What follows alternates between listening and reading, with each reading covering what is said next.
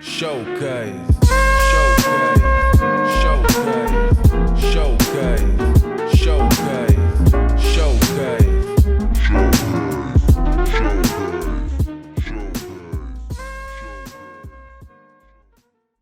Olá a todos, estamos a começar mais um Showcase, sejam bem-vindos ao Showcase desta FM. Eu sou o Diogo Barchante, hoje estou aqui acompanhado da Marta Engenheiro. Bem, malta, hoje o nosso convidado é um pioneiro do hip-hop em Portugal, tem mais de 20 anos de carreira, um dos OGs do movimento. Estamos aqui com o grande NBC. NBC, muito obrigado por aceitar o nosso convite. Alô, muito obrigado pelo convite. Pá, é sempre um privilégio muito grande poder fazer. Para mim a coisa mais importante é ser transversal em termos geracionais, estás a ver?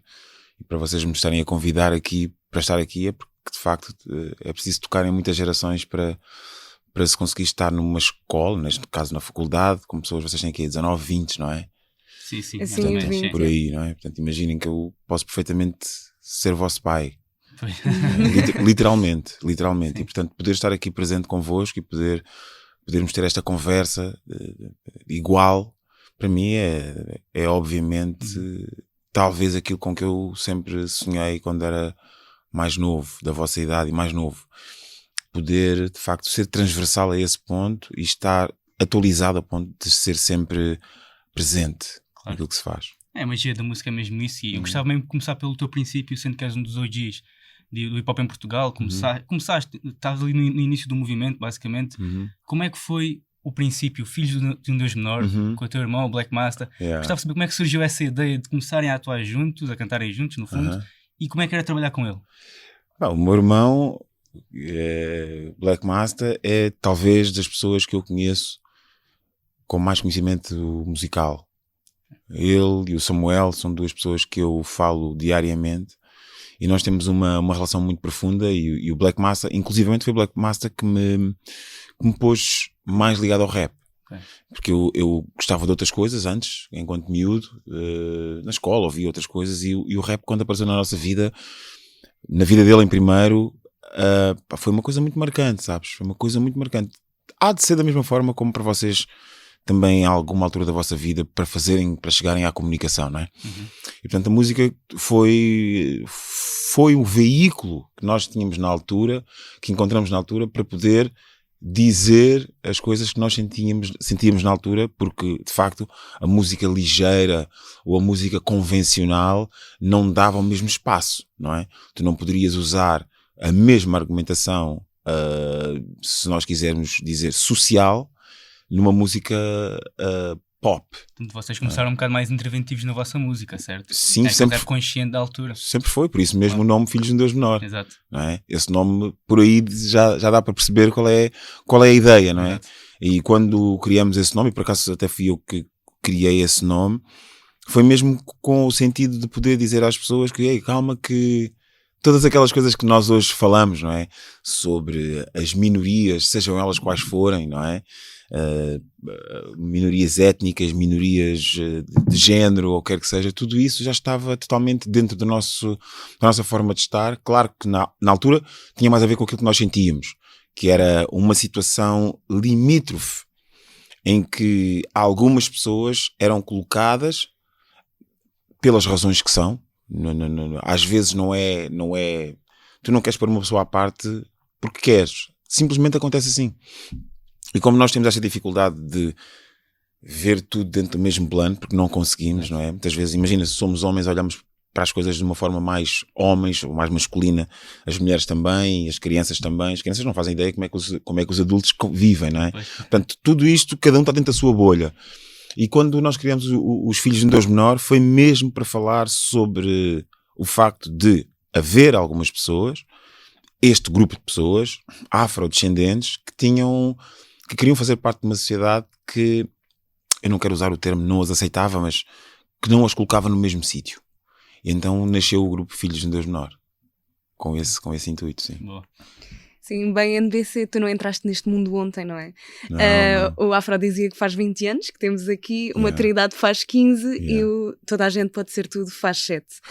Nessa altura, nesse tempo atrás, o quão difícil era fazer este tipo de música independente sem esta ajuda da internet e que as redes sociais dão hoje em dia? Epá, estas perguntas que vocês estão a fazer hoje, esta entrevista é uma entrevista muito curiosa para mim. Eu já não dou uma entrevista destas assim há muito tempo. Uma entrevista que para mim acho que é mais, me aproxima mais daquilo que eu sou. E depois destes dias todos em que eu tenho estado a falar com o Samuel e com o meu irmão, nós temos um grupo de WhatsApp, né, que falamos diariamente, e é tão importante poder-vos dizer uma quantidade de coisas que nós temos vindo a falar relativamente ao rap, que se calhar às vezes não são faladas tão bem. Ok.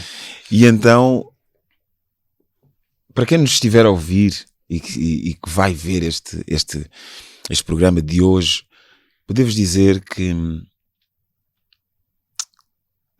uma pessoa que, imaginem-se vocês no meio do deserto, ok? Que é literalmente isto. Imaginem-se no meio do deserto e que vocês têm meia garrafa de água.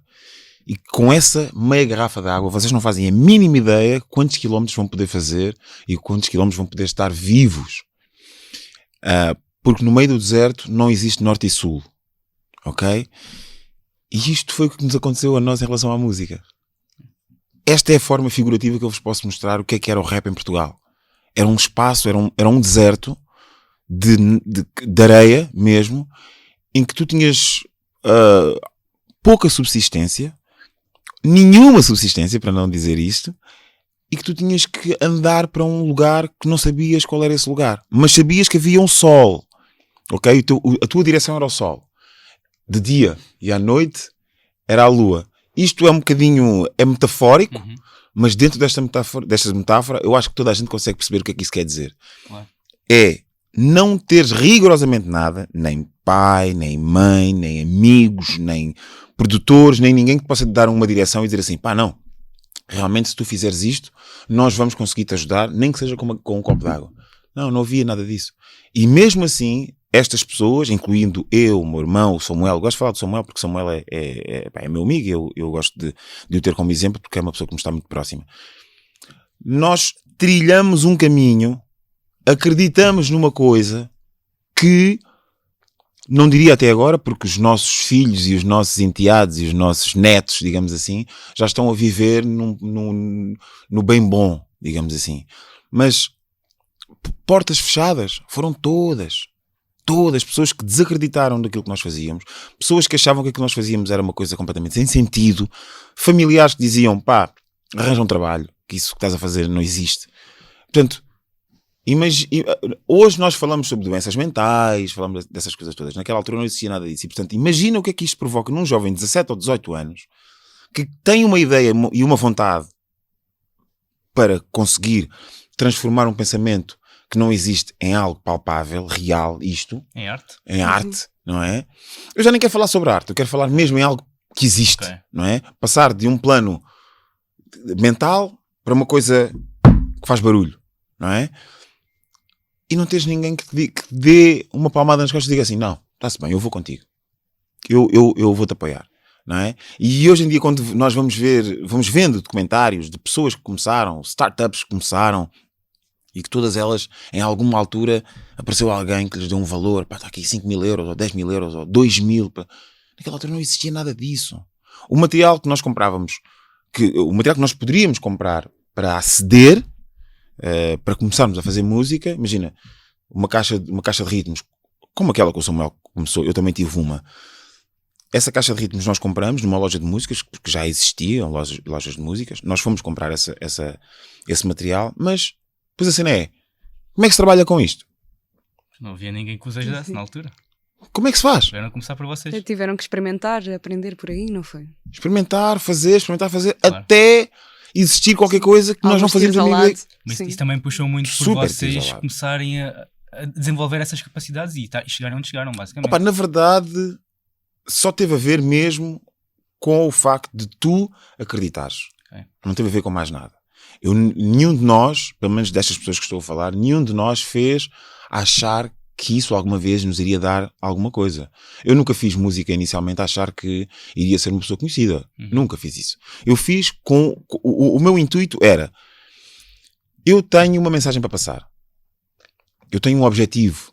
E eu cingi-me ao meu objetivo, fosse ele qual fosse. Se hoje eu continuasse a não ser ninguém, esse objetivo ia continuar a ser traçado, percebes? Este é o ponto mais importante que tem que ser falado, ou pelo menos tem que dizer. Eu não fiz a pensar que iria ser uma pessoa conhecida, ou que as minhas músicas pudessem estar na cabeça das pessoas. Não.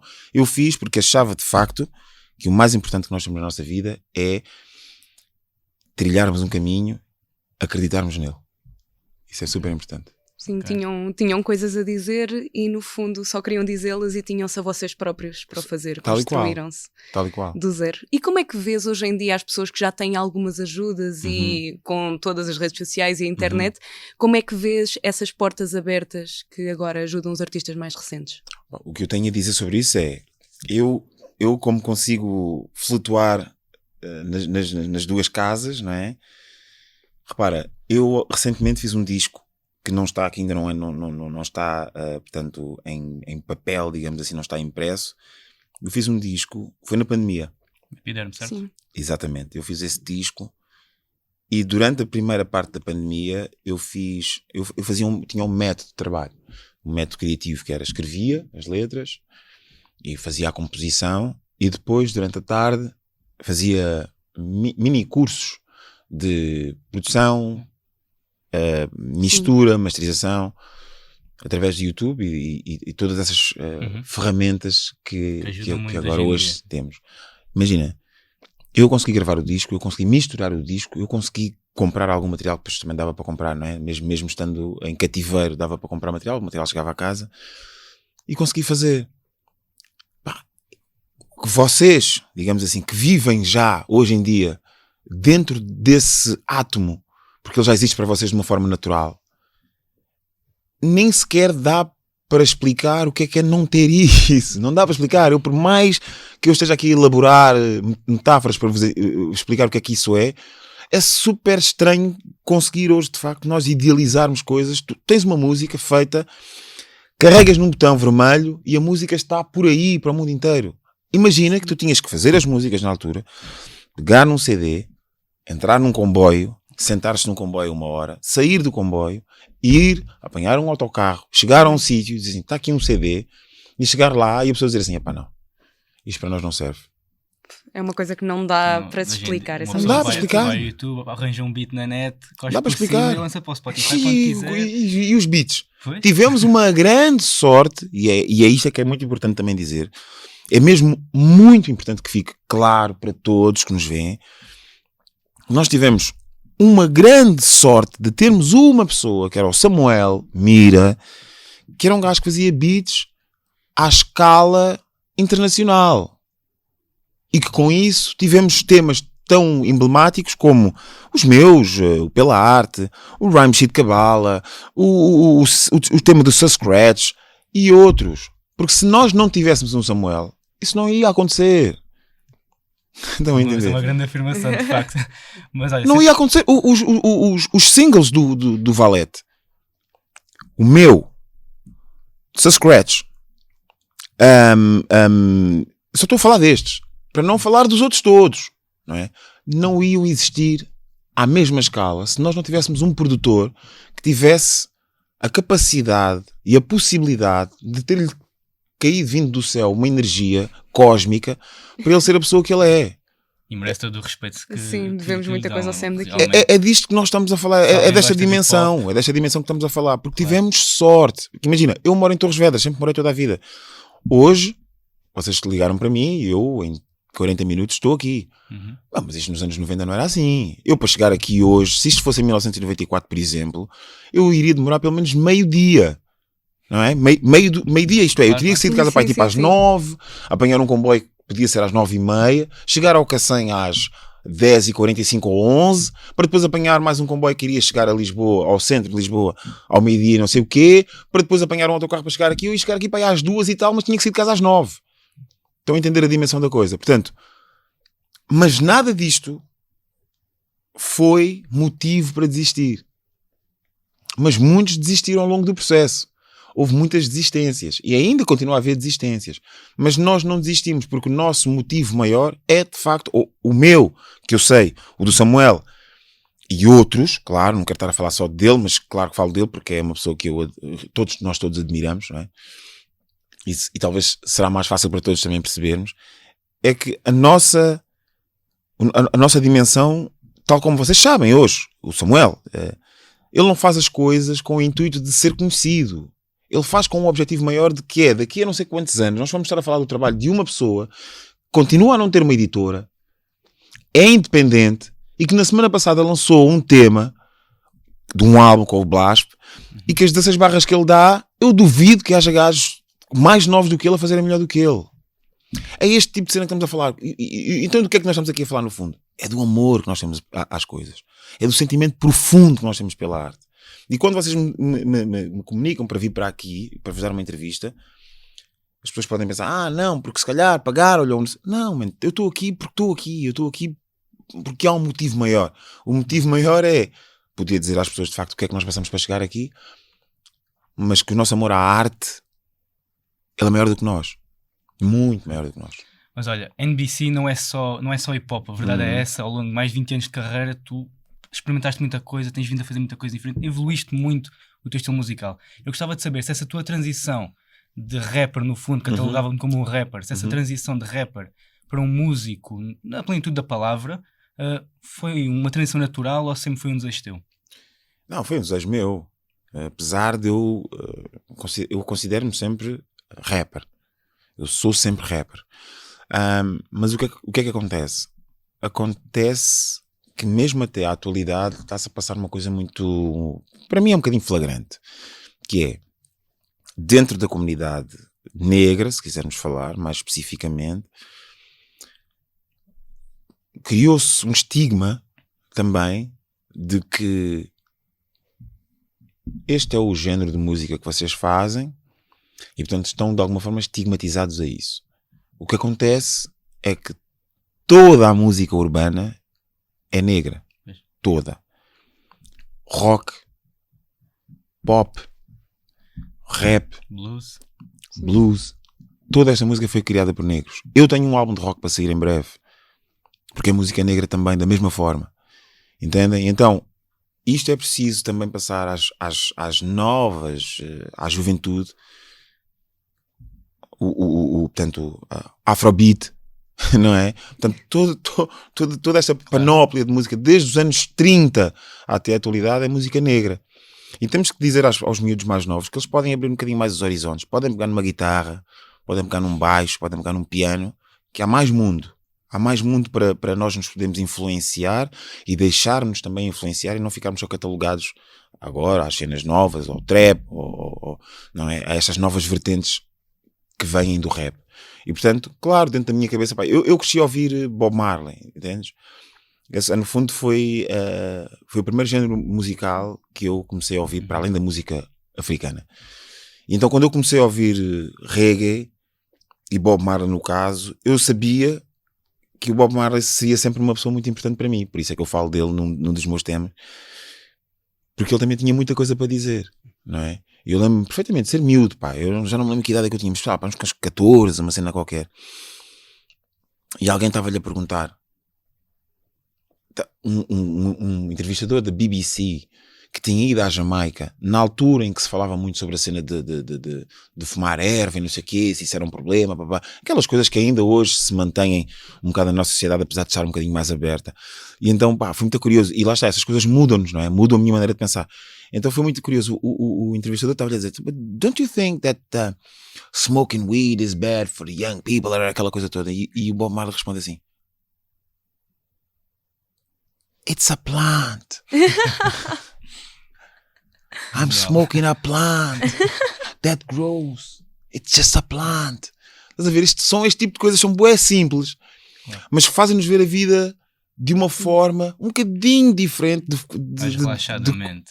como a sociedade nos pressiona, claro. Não é? Nos pressiona, porque nós sabemos perfeitamente que existem outras drogas, não é? E que inclusivamente até o próprio governo está envolvido com essas outras drogas. E porquê é que nós estamos a criar um estigma para estas? Porque estas têm a ver com uma libertação social que tem a ver com os jovens, não é? E os jovens querem estar dentro de uma libertação e de uma mudança.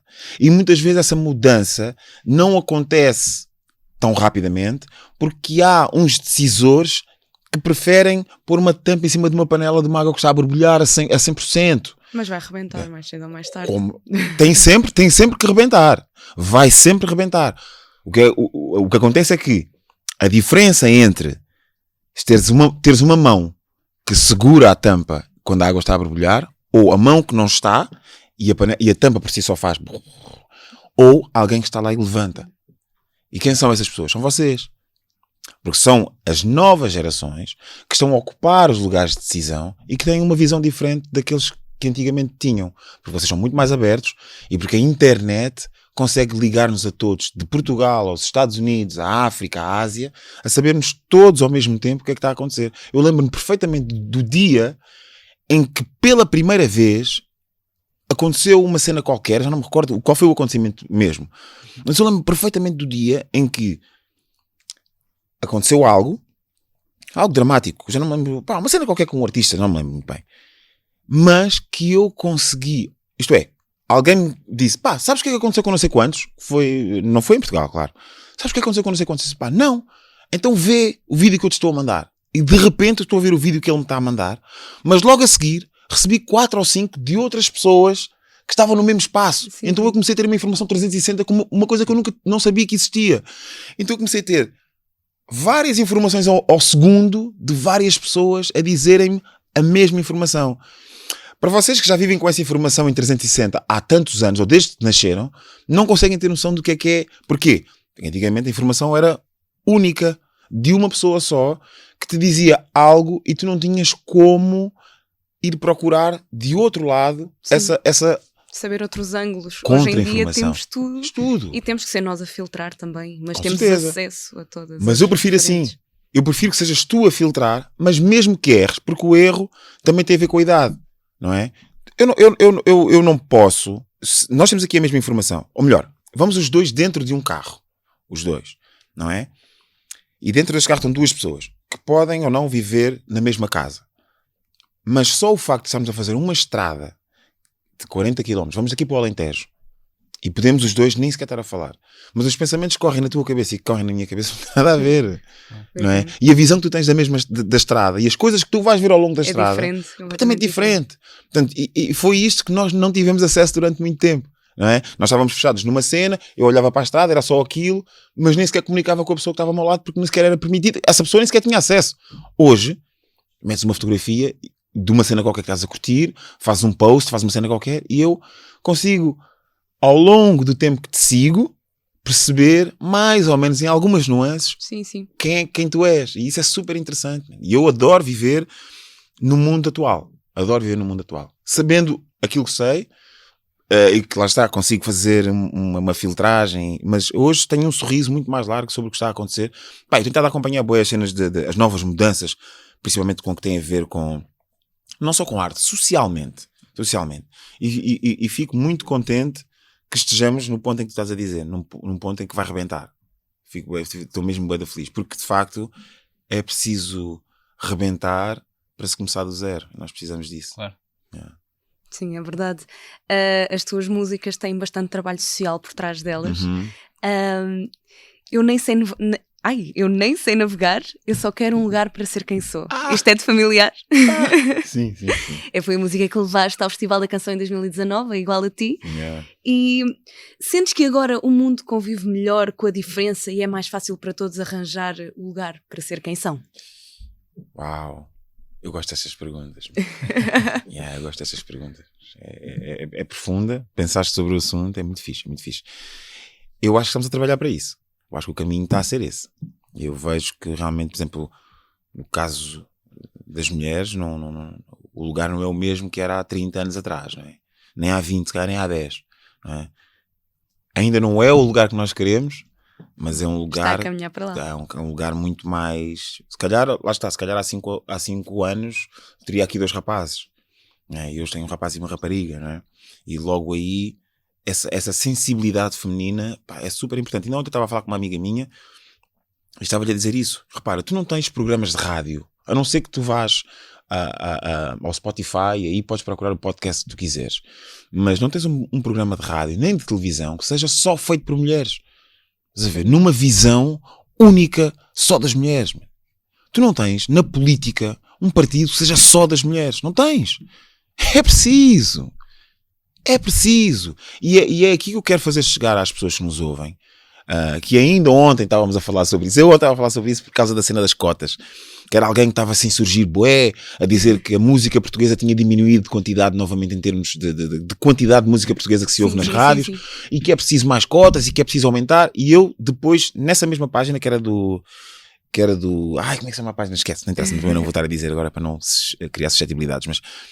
E eu na página disse assim: eu não quero estar a usar a vossa página para interromper este assunto para dizer outro. Mas se para vocês é importante as cotas de música portuguesa, imaginem para outras minorias que também precisem de cotas e que vocês são capazes de dizer que é errado. Estás a perceber? A dica é essa. Porque, na verdade, será que os negros, será que os indianos, será que os ciganos, será que as mulheres precisam de cotas? Mas se calhar precisam. Sim, e algumas pessoas podem dizer assim: ei, mas isso é errado porque depois vão para lá pessoas que se calhar não têm a mesma capacidade. Bem, whatever. Mas é melhor ter alguém que não seja inicialmente capacitado, mas existe, do que não existir e estarmos todos a achar que eles não, que não existe e que essa comunidade não existe. E essas comunidades fazem parte do mesmo país onde eu estou. Eu lembro-me de há uns anos atrás, eu fui à BTL, que era a cena do turismo, não é? E cheguei lá e estava um placar gigante sobre o turismo de Portugal. E era o turismo de Portugal, portanto é uma entidade portuguesa. E estava lá a cena e estavam lá só caras de pessoas brancas. Nada contra, está-se bem, mas esse não é o Portugal. Pois é. Não é? Queremos trabalhar para a representatividade com e certeza. Até que ponto é que estamos a representar ainda tudo. Claro, sim. Porque o problema da representatividade só tem que ver com uma coisa simples, que é, se eu chegar a um sítio, esta pessoa que está aqui, ou outra pessoa parecida comigo, eu não quero estar a ter que me explicar quem sou. Estás a ver? Eu só quero ser. Claro. Tal como tu. Não é? Tu chegas a um sítio, tu queres criar um partido político, tu não queres agora estar a explicar, nem que as pessoas possam olhar para ti e dizer: mas agora mulheres a criar um partido político, não tens de estar a explicar nada disso, não é? Porque o problema é, quando se perde muito tempo na explicação, tu depois não tens espaço para dizer aquilo que realmente interessa. Porque nós estamos aqui a divagar sobre outras coisas. E agora? Porque depois aparece um programa só de homens a explicar: senhor não sei quanto, você acha que um partido sobre as mulheres devia existir? Pois, não sei muito bem, um partido sobre as mulheres, o que é que interessa isso? A substância sequer. A substância não existe. É só aquela pessoa quer dizer alguma coisa, não é o que é que ela quer dizer. Ela só quer dizer alguma coisa. E nós temos que ouvir. Porque isso vai nos colocar numa posição de: peraí, mas eu nunca tinha visto a coisa por esse prisma. Não é? E os vários prismas que o nosso planeta tem, apesar de ser esférico, ele tem mais prismas, são pentágonos, estás a ver? São triângulos, são vários pontos, e que nós temos todos que anexar para um núcleo, lá está, que pode ser circular, e nesse núcleo circular temos que estar todos. E portanto as cotas são necessariamente importantes, e o querer ter um lugar para ser quem é. E quando eu levei este tema para o Festival da Canção, eu próprio tive que limar arestas para a letra, porque isto é muito curioso, porque em 2019, quando eu levei o tema, havia uma adenda que dizia: o Festival da Canção não se pode associar a questões políticas. Sim. Ok? E eu, quando levei a canção e mostrei a canção, sabia que ela podia passar pela censura. Ok? Então tive que estar a fazer alterações à minha letra para que ela não pudesse ter uma identidade política firmada. Mas o que acontece é que depois tivemos uma guerra. E agora já é aceito.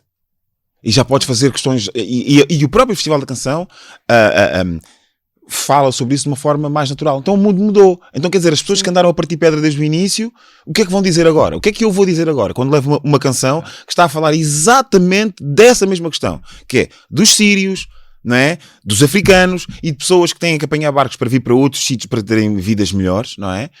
E que chegam a esses sítios e as pessoas começam a falar mal delas, como se elas tivessem culpa do sítio onde elas vêm, não é?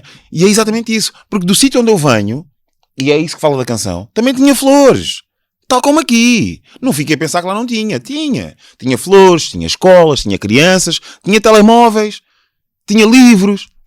Não é? E as pessoas, quando olham para a televisão e veem as casas partidas, acham que aquilo sempre foi assim. Tudo o que há lá é assim, sim. Não é assim. Então, eu quero ter um lugar para ser quem sou, porque eu já fui assim, eu já era assim, não é? Porque, de facto, batendo na madeira, Portugal também já sofreu um terremoto. E se acontecer em Portugal, como é que nós ficamos? E queremos ir para outro sítio, queremos ir para a Espanha, e depois, quando chegamos lá, como é que é? Também queremos que os outros nos deixem ser como Essa é somos, que é a não verdadeira é? questão, a verdade é essa. Claro. Portanto, obviamente que em 2023 estamos muito melhores do que estaríamos há uns anos atrás. E o nosso papel, enquanto rappers, que é mesmo isto, o nosso papel enquanto incitadores de uma violência verbal pela positiva, como eu, Cholage, Samuel e outros, incitamos a uma violência verbal para que se possam falar de coisas que habitualmente não se falam. E que as pessoas têm, de facto, medo de falar delas. E eu lembro-me disto, pá, que até me emociono. Como se fosse hoje, no dia em que eu tive isso. Eu tinha 16 anos, eu estava na escola, no liceu onde eu andava, eu estava com um casaco preto da Billabong, lembro perfeitamente disso, juro-te, eu lembro disto como se fosse agora. Man. Tinha um casaco preto da Uma Billabong. imagem mental ainda. Esquece, não há como. Era inverno, era pá, em novembro, eu tinha um casaco da Billabong que era reversível. Eu estava sentado no átrio da escola, do meu liceu, estava sol, eu estava sentado e dizia assim, porra, man, eu adorava mudar o mundo. Adorava mudar o mundo. A minha cena é mudar o mundo. E a verdade é que desde esse dia até aos dias de hoje, nada mudou. E eu sei que já mudei o mundo de muita gente. E na verdade, mais do que isso, eu mudei o meu próprio.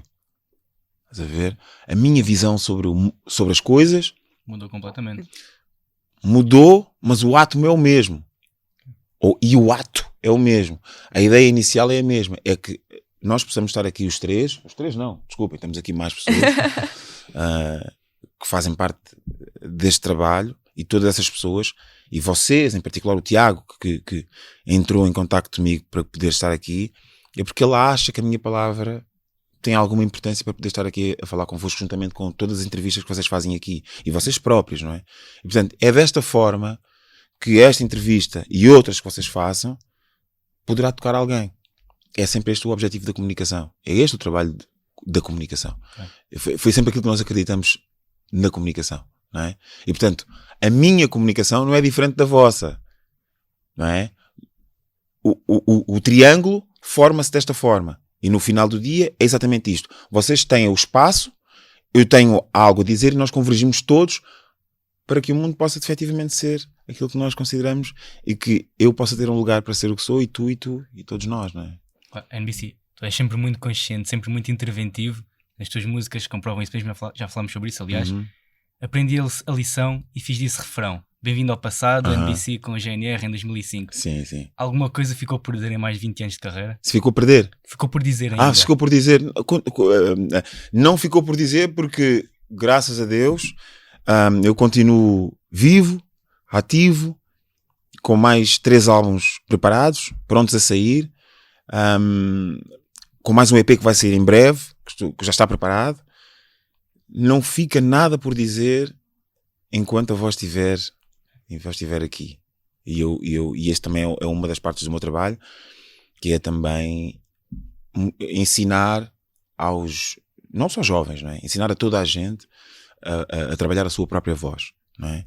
E esse é o meu trabalho atual, que é de ensinar professores, pessoas que falem para o público a importância que tem a sua voz.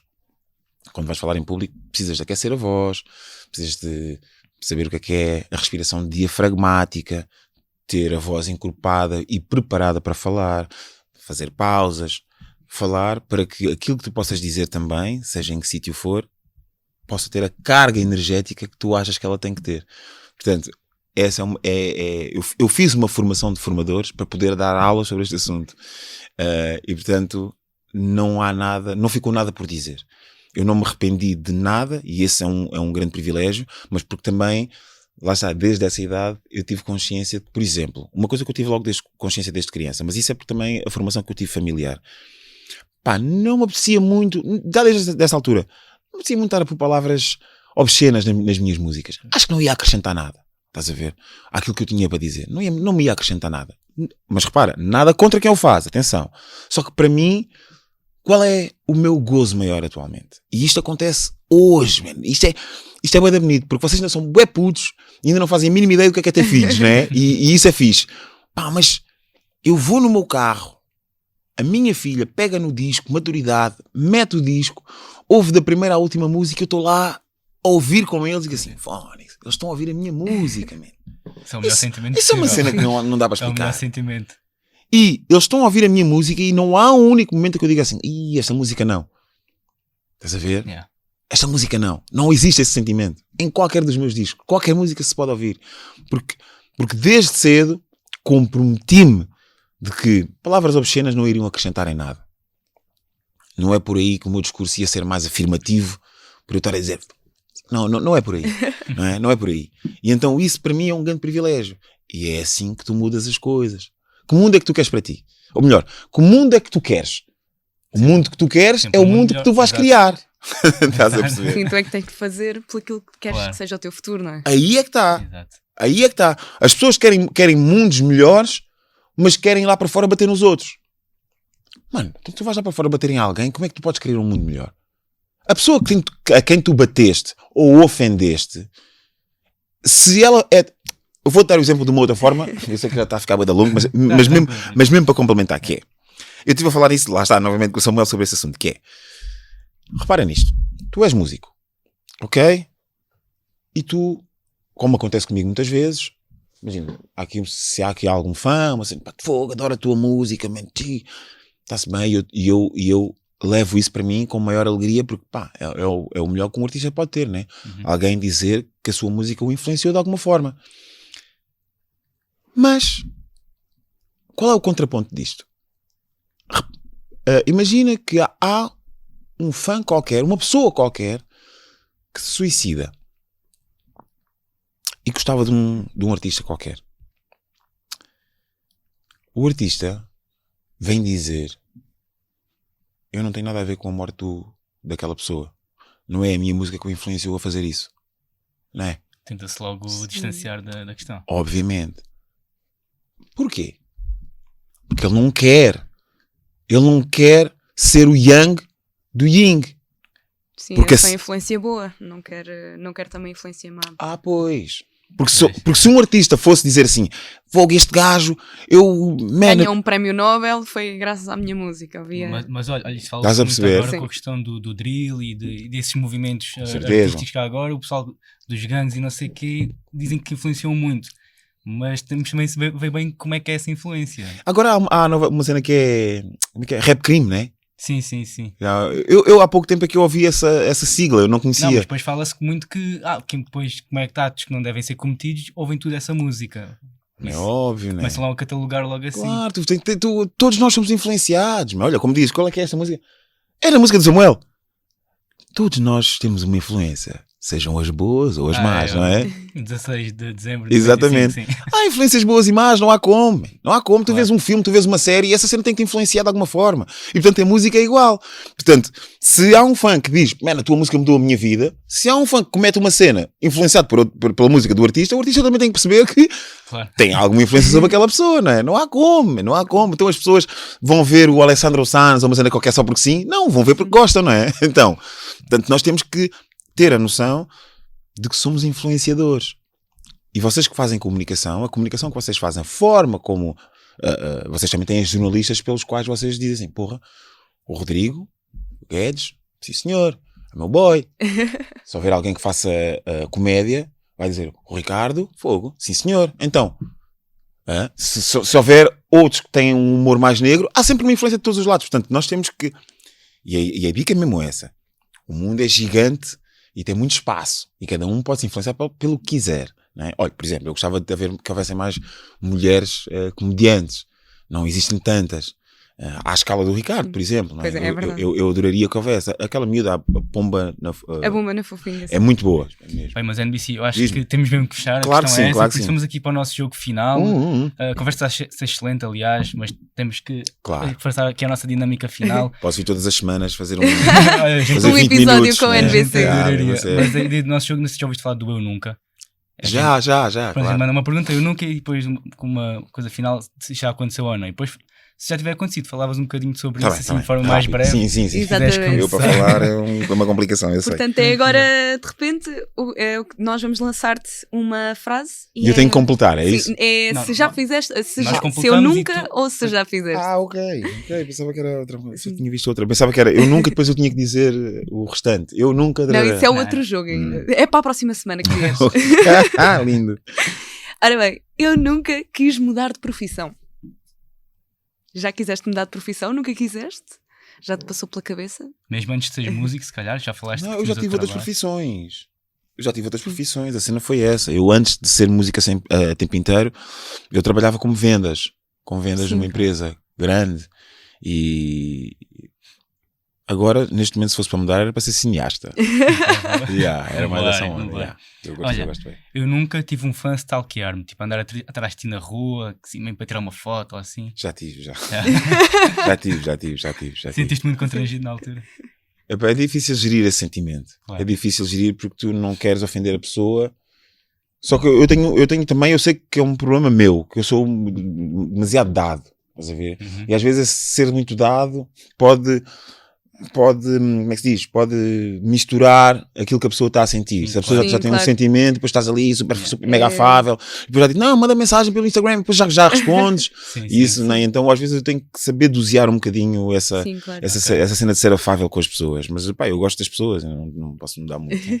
Já tive stalkers já. Ok. Mais que isso até. E o curioso é que, tanto de ambos os sexos, não é? Se quisermos pôr as coisas no sentido em que existem duas Sim, entidades, sim, duas entidades, exatamente. não é? E, portanto, Eu nunca cantei Juventude é Mentalidade num karaoke. pá, eu acho que já. Eu tenho que perguntar isso a Samuel, mas eu já, há muitos anos. Mas era tipo um cara, já, até o próprio Samuel. É, o karaoke vosso lá da vossa cena ou foi num bar ou assim? Sim, um bar qualquer, boa. no Algarve, assim, uma cena desse género. Já, então nós não temos nenhum problema com essas cenas, mano. Porque Top. assim, porque esse é o nosso início. Estás a ver? O nosso início é esse. E eu não tenho nenhum problema com o meu início. Porque está resolvido.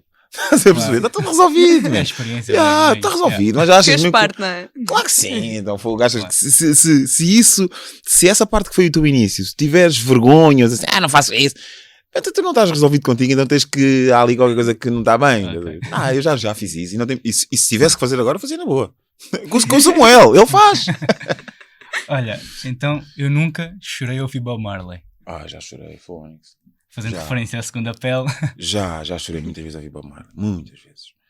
Pá, muitas vezes, por várias razões, mas posso-vos dizer que chorei principalmente pelo facto de, não é tanto o meu caso, mas pessoas que têm uma dor muito grande e que querem mudar o mundo de uma forma muito visceral, sofrem muito, meu. Sofrem bué. E o Bob Marley sofria muito. Sofria muito porque ele tinha uma canalização diferente do resto das pessoas, né?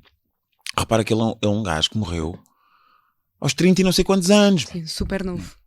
Estás a perceber? Tinha muito por dizer ainda. Pois é. Meu, um gajo que morreu aos 30 e tal tem uma discografia gigante que tocou nas pessoas de uma forma. Mas um gajo que faz uma música que é single, a dizer Could you be loved and be loved? Isto é muito forte, meu. Será que podes amar e perdoar? Será que podes amar e amar também? Não é? Será que podes receber amor e amar? Isto são cenas bué profundas, meu. São cenas bué profundas que a nossa sociedade atual cada vez mais está aí para o lado inverso. Estás a ver? Para o lado inverso. Por isso mesmo é que eu fiz. Por isso é que há um tema como o espelho. Estás a ver? Em que nós temos mesmo que ter noção. E essa cena do combo é que está um gajo a dormir na rua. Assim, mas este gajo está a dormir na rua porquê? O que é que aconteceu? Sim, não olhamos para fora, olhamos só para nós Yeah. e às vezes Sim, há sim. mais ódio do que amor. Muito mais, mano. E aquela coisa também de colocar-se um bocadinho nos pés dos outros. Porque pode acontecer connosco. Pois é. Pode acontecer. Hoje são eles, amanhã somos nós. Pode acontecer. Um filho, um primo. Um gajo vê aí. Pessoas que um gajo conhece, tem um filho, o filho suicidou-se, fez não sei o quê. E pá, cenas super, que ainda por cima agora, né? Como nós temos, há tanta coisa a acontecer ao mesmo tempo. Nós temos de ter muito mais consciência de que não é aos outros que acontece.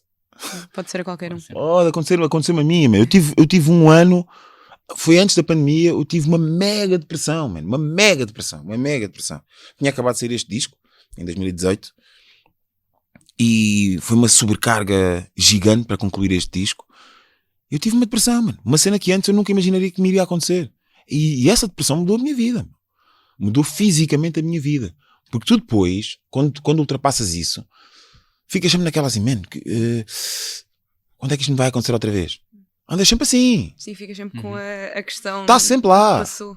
Está sempre lá. Tu à altura estás mais livre, mas tu ficas sempre naquela, o que é que me pode acontecer para me levar outra vez àquele sítio? Estás a ver? E isso é muito danoso para o nosso cérebro. Agora imagina que isto pode acontecer-nos a todos, em espiral. Não é? Mas quando nunca nos acontece, não temos a mínima noção da gravidade e da forma como a tua vida muda. E depois tens que mudar outras coisas para isso não acontecer. Que é, tens que fazer desporto, tens que estar próximo de pessoas que te querem bem, com uma energia mais fixe, não é? Não é ir para a estrada com pessoas que estão o tempo todo dentro da carrinha. Foda-se, aquele gajo, desculpem. Aquele gajo não sei o quê, aquele gajo não sei o quê, aquele gajo tem isto e tu não tens aqui. Pô, tu devias estar não sei onde, tu devias estar, mas já viste bem, tu devias estar não sei onde, estás aqui, mano. Pá, este tipo de energias que estão constantemente a atacar, quando tu já és sensível, e por alguma razão estás sensível, imagina, tens um ano que tens menos concertos, e tens um gajo ao teu lado que está sempre a dizer, porra, mano, olha aquele, já viste? Ele está com concertos, tu também tens, tu também devias, tu não sei o quê. Isso acaba com a cabeça. Meu, completamente. mas isto aconteceu comigo. Claro, se estiveres numa altura mais fragilizada, bum! Começa a pôr tudo em causa. Aquela gota d'água, claro. Começa a pôr tudo em causa. E pronto, fiquei ali uns meses deitado na cama, mesmo. E agora este EP que eu escrevi, falo sobre isso. Que vai ser lançado. Falo mesmo sobre isso, que é... Pá, vocês tentem o mais cedo possível rodear-se de pessoas que estão convosco pelo mesmo objetivo. Se em algum momento sentirem que há uma pessoa que está na cena por um outro objetivo que não é o mesmo que o vosso, pá, não vale a pena. Não vale a pena estar a achar que vocês vão mudar aquela pessoa. Não vão mudar aquela pessoa. Vocês têm que mudar a bússola para o outro lado e encontrar outras pessoas que estão no mesmo programa que vocês, porque na verdade o que acontece é que nós estamos aqui os dois, chega uma altura, esta pessoa, mano, isto já não faz parte do meu plano, vais para aqui. E vais aqui e vais encontrar outra pessoa que está ligada a ti. E é assim a vida toda. Mas não se deixem prender, seja no trabalho, seja numa relação amorosa, atenção. Se as duas pessoas não estão no mesmo caminho, e vocês hoje já sabem disso melhor do que nós no nosso tempo, pá, não vale a pena estar ali a aprender uma relação se não é a mesma cena. Não é a mesma cena. Se em alguma altura uma pessoa quer água e a outra quer vinho, mano, procura alguém que queira vinho contigo. Esquece. Porque isso só vai matar a tua essência como pessoa. E tu chegas a uma altura que dizes assim, então mas e agora? O que é que eu faço? Vou fazer o quê? E depois o que é que muitas pessoas fazem? Não, eu vou-me casar na mesma com esta pessoa, vou ficar com esta pessoa na mesma, vou fazer um grande esforço porque ela vai mudar. Ninguém muda. Aquela lenga-lenga. Pá. Bem, Marta.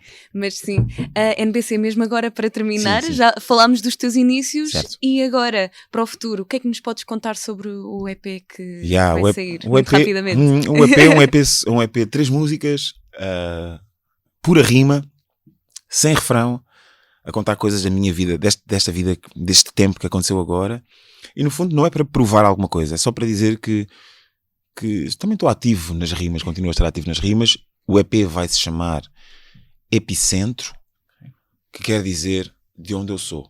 É o ponto nevrálgico, é o núcleo, é o vulcão, né? É o meu epicentro, é a minha essência. Epicentro. Portanto é isso, um EP de rimas. Mais tarde um álbum de rock que vai sair também, já está preparado, está feito. E para dizer que existe mais mundo para além do meu mundo, claro. Porque essa também é a minha essência enquanto pessoa. E continuar a estar próximo de quem me quer ouvir, da juventude, para no fundo nós conseguimos fazer essa circulação de informação e para todos estarmos presentes na vida uns dos outros, sem dúvida. Muito fixe. Muito obrigada, NBC, por ter estado aqui connosco. Sim. Terminamos hoje o showcase. Obrigada a ti também que estás desse lado a ouvir-nos. Podes continuar a fazê-lo através das redes sociais da ESC-FM. O meu nome é Marta Engenheiro, estive hoje com o Diogo Marchante e com o grande NBC. E até à próxima. Yes. Fiquem bem. Olha, só para vos dizer que não estamos no verão, ok? Eu estou de t-shirt, mas isto não é verão. Muito obrigado, malta. Até uma próxima. Quer saber, quer saber, quer saber. Procura a tua verdade, a que te der liberdade. Quero ver, quero ver, quero ver. Descobre a tua vontade, a que te der liberdade.